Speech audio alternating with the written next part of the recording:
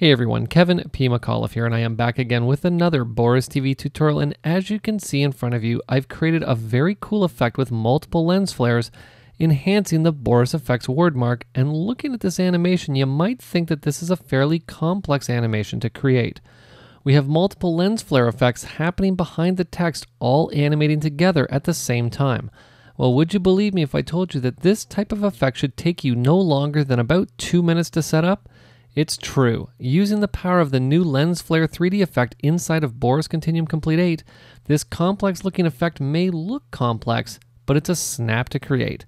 Let me show you what I mean. Let's quit out of QuickTime and let's Command Tab into Adobe's After Effects. Okay, so the first thing I'm going to need is a new composition. So I'm simply going to navigate over to the Create New Composition button. I'm going to create a composition, 1280 by 720, 2997 frames per second, and 10 seconds long is a good duration. I'm simply going to say OK. And the first thing we're going to need is some text to work with. So I'm going to come up, I'm going to click on the text tool, and I'm going to simply type in Boris. Let's just make sure it's in caps here, Boris Effects. I'm going to take the Boris Effects word mark, I'm going to drag it right over here into the center of my comp, and what I need to do now is I need to get in and I need to create masks around all of the elements of each one of these letters. Now, most people might think that I'm going to come up to my pen tool and I'm going to start tracing, but we don't need to do any of that. What I'm simply going to do is I'm going to navigate up to Layer, and right down here at the bottom, you're going to see that I have an option to create masks from text.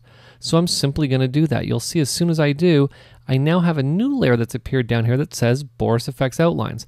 But something's going on here. I don't see the masks in my composition window. Well, that's because I've told After Effects that I don't really want to look at them right now. So what we can do to turn them back on is to simply navigate right up here to the drop down in the comp window. I'm going to navigate down to View Options, and I'm simply going to view the layer controls for masks. I'm going to say OK, and there are all of my masks. What I'm going to do now is I'm going to duplicate this layer by simply hitting Command and D on the Mac, Control and D for all of you Windows users out there. And I'm going to turn this layer off. The first thing I'm going to do to this layer below the main layer is I'm going to hit Command, Shift, and Y on the Mac, Control, Shift, and Y for all of you Windows users out there. And I'm going to change the color of this solid to be black. There we go. You can see I can now see all of the masks, no problem. I'm simply going to say New. And what I also want to do here is I want to get in, and I don't want to have any lens flares around the inside masks. So these two sort of cutouts in the B, the inside cutout in the O, and the inside cutout in the R. So let's just delete those. I'm just going to drop down my Boris Effects Outlines too. I'm actually just going to hit M on the keyboard to call up all my masks.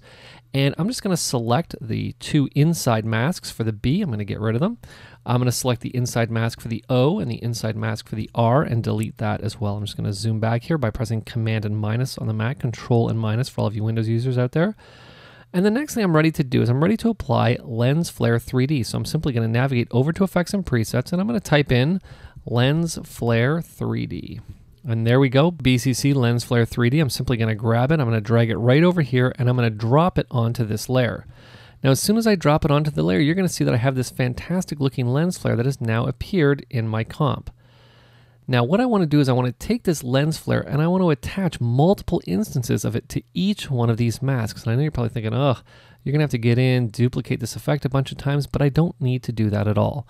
The first thing that I want to do is I want to pick a different lens flare to work with. So I'm going to navigate up to the presets dropdown. And one thing that I love about Lens Flare 3D, you can see just a staggering amount of presets to work with inside the effect. But the one that I'm going to pick is way up here at the top, and it's simply called Disk. You'll see there it is right there. What I'm also going to do is I'm going to set the global scale to be 0.5, just so it's a little bit smaller. Very nice. Now what I want to do is I want to assign this lens flare to each one of these masks, and it's actually very easy to do. What we're going to do is navigate over to our light source, and instead of having the built-in light for the light source, I'm going to drop that down. I'm going to select AE mask. And as soon as I do, you're going to see now that an instance of lens flare has attached itself to each one of these masks. And you'll see that if I come down to the AE mask section and I drop that down, if I was to grab the position and drag it, you'll see that they all animate around each one of the masks. Very nice. And you'll see that right below that, I can actually choose the path direction. Right now I'm moving forward, but if I switch that, I could have it move backwards. I'll just put this back at 0 now, so you can see they're moving the other way. Now, whichever way you decide to have them go is obviously completely up to you. I'm just going to leave this set to forward. And what I'm going to do to spice this up a little bit is I'm just going to navigate right down here to my stripe, and I'm going to turn stripe on. But you'll see the stripe's default color is blue, which is not what I want. So let's just turn down these stripe options here. I'm going to put its intensity at 0 just so I can see what's going on. I'm going to zoom in here a little bit. And what I want to do is just eyedrop this color in here. So let's select our eyedropper. We'll just eyedrop that yellow. And now if I put the intensity back at 50, you'll see that we now have more of a look that we were going for, but I think 50 is a little bit too much. I think I'm going to set it at about 35. Okay, so I think that's working pretty nice. And you'll see again, if I navigate up to the top here, I'm just going to put its position back at 0. And let's actually animate this over 10 seconds. I'm just going to add a keyframe. I'm going to jump down to the end position here. And we could really set this to be whatever we want based on how fast we want these lens flares to be moving.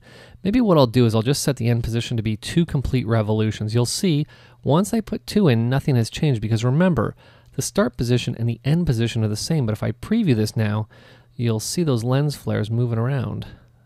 Very nice. And once the preview is done, After Effects is going to play this back for me. Looking very nice.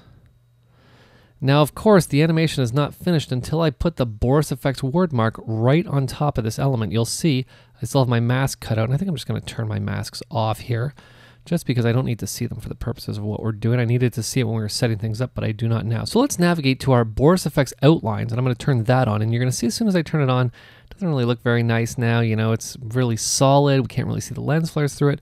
So how do we get that really cool stroke effect that I had before? Well, I could simply use stroke if I wanted to, but I'm not going to do that. Why don't we use another great effect inside of Boris Continuum Complete 8? I'm just going to navigate right back down here to lights, and I'm going to use one of the BCC rays effect. I love these effects, and I'm going to use rays radiant edges. I'm simply going to take it, I'm going to drag it right over here, and I'm going to drop it onto the clip, and you'll see as soon as I do, we now have a very different look, and you can see that what's happened is the effect has gone in and looked at the edges of the Boris Effects word mark, and we now have a very cool stroke effect. The only problem is I'm just going to turn off my lens flare here for a second. We got these beams shooting out, and I don't really want that, so let me just come back here for a second. The first thing that I'm going to do is I'm going to set the light source to be almost right dead in the center of the screen, right about there. And what we can even do is just punch in here 640 by 360, so I know that we're dead center. What I want to do now is I want to get rid of this ray length because I think the ray length that's going on in the edges here is a little bit too much. What we're going to do is we're going to set the ray length to be about 5. Now you'll see we now have a very different look than what we had before. What we're also going to do now is we're going to get in and we're going to crank the intensity of this way up. And we're going to adjust the edge intensity, and we're going to crank that up a little bit too. So you can see now that we now have a very different look, and I can also get in and we can adjust the bloom a little bit here. I don't want to adjust it too much. I just want to give it just a little bit of a soft edge. And I'm going to get in and crank the intensity up a little bit more. Very nice. Now, most people might think that we were done at this point. I'm going to turn on my lens flare, and that's looking, you know, pretty good.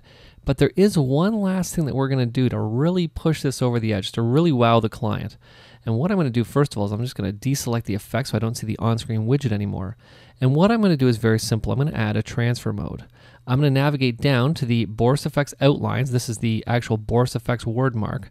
I'm going to drop down the transfer mode, and I'm simply going to change it to an add transfer mode. And you can see now that this is looking really, really spectacular. And what I can do now is simply preview this, and you'll see that in a matter of seconds, we have this really fantastic looking lens flare effect that's going around the edges of the letters. And it's something that's really, really simple to create, yet very powerful, a very powerful visual. And let's see this now that it's done previewing. And look at that, this effect looks fantastic. And like I said in the intro, it really took no time for us to create this. And it's a very cool and very powerful lighting effect that we've added to the Boris Effects word mark. Now there's one last thing that I do want to point out about this effect. You'll see that I got in and I quickly added the lens flare to each one of these masks. But what if I wanted to have just one lens flare move across each one of these masks all the way from one side to the other? I wonder if that's very easy to do. Well, believe it or not, it is. All I have to do is head back to the lens flare 3D effect, and you're going to see right down here under the AE mask option under light source, you'll see that I can choose what path I want to work with. And in this case, I'm using all paths separately. So you'll see each one of these paths is considered a separate element. Well, what if I wanted to say, let's look at all paths combined? Well, what's going to happen now is that if I come back to the beginning, this lens flare effect is going to draw around each one of the masks. And if you really want to get in and isolate something in one of your compositions, you can even say, well, you know what? I'm just going to choose a single path because maybe the most important thing to highlight here is just the B in Boris effects. Look at that. Very cool. And what you can also do with our stripe that's going across the screen here that I should have mentioned before is that, remember, I can also get in, and as this stripe gets down to the end here, maybe I want to have it, as it's moving across the bottom, I want to have it rotate and be up like that. So we can get in and we can actually animate this. So as it goes around the corner, the stripe is going to change. And as it moves across, it's almost kind of like a beam shooting right in and almost welding this into place. So I hope that this tutorial, along with the other tutorials that I've done on Lens Flare 3D, has shown you what a fantastic effect this is, and just how many different things that you can do and how many different applications there are for this one effect to do really almost all of the different type of lighting effects that you're going to want to do inside of your composition. So if you have any questions, you have any comments, or you have any tutorial requests, you can send them to support@boriseffects.com. This has been Kevin P. McAuliffe. Thanks a lot for watching.